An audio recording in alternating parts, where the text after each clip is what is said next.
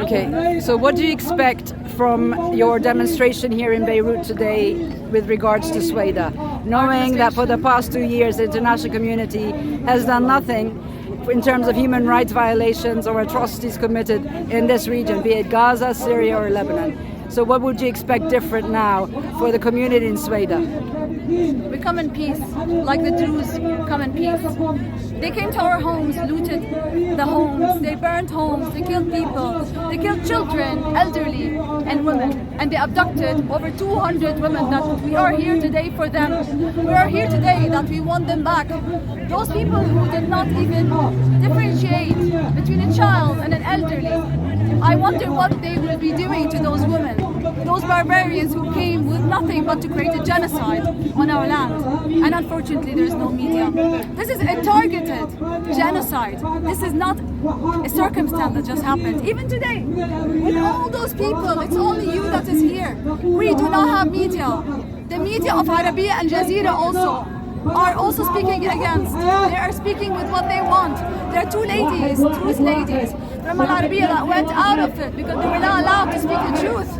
This is targeted, this is systematic, and we demand the truth. We demand international organizations to come here, to go to Sueda, and to report on the outrageous killings that have happened. The blood is still on the floor. The people, the death, all the bodies are still on the floor, and no one is looking.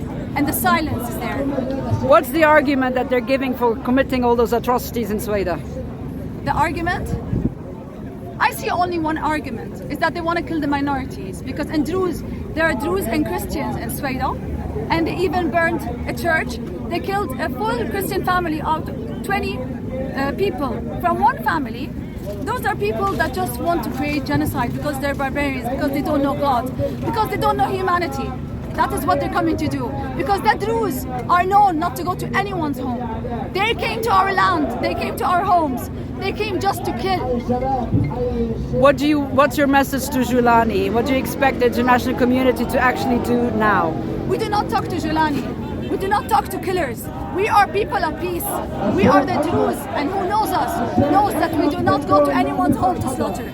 We are talking to international organizations.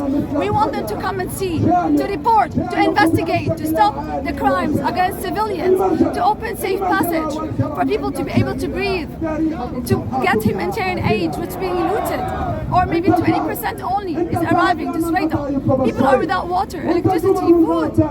This is a total silence from the world. I don't know what to say. Humanity must stand. We're asking everybody who has a drop of humanity to stand. Thank you very much. Thank you.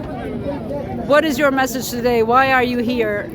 I am here to bring to the attention of my fellow Lebanese and everybody who hasn't noticed that there's been a massacre going on across the borders in our neighboring country, Syria, that has been taken over by a puppet clown of a Bin Laden B-type installation by the US. And now he's messed up, and I'm just hoping the US will do the good thing, come in, show us that they're the heroes, correct their mistake, and put in someone that actually looks human. And then maybe the Druze, our brothers and sisters in Syria, will feel safe enough to go to bed early and not have to like hide underground or hope that someone can smuggle them out, because there's a lot of atrocities being done on the ground. The media has not been showing everything from day one. All the mainstream media have shown what the West wants and the demographic shuffling of the area, saying that the militia Druze attacked, I don't know, some Bedouins or whatnot, which brings out all the wrong things that we don't want, no matter where you're from, you know. I have something to live for, we all do, and yet you see something happening that makes you want to give everything up and go do worse than them. And this is what they're going for, and I'm just hoping they can stop this, because this region is the birthplace of everything. Everything you know and you don't know. If you have time, you research, you'll find out why this place will never die. And it's because of the people, and we're hoping that the people that have not been perished already, we can help them at least have a chance of living. You know, that's all we're asking is open up the channels, let the people eat, let the people who want to escape and run away, you know, whether they're blue or red or whatever you want to call them, they have the right to live free. and there's enough space on this planet to live free. You know what I mean? So we're just asking for the whole world to look at this region, not because of what it does for the gas and how it reaches Europe, or what it does with the Gulf. No, what it does for these innocent people who only want to live in peace.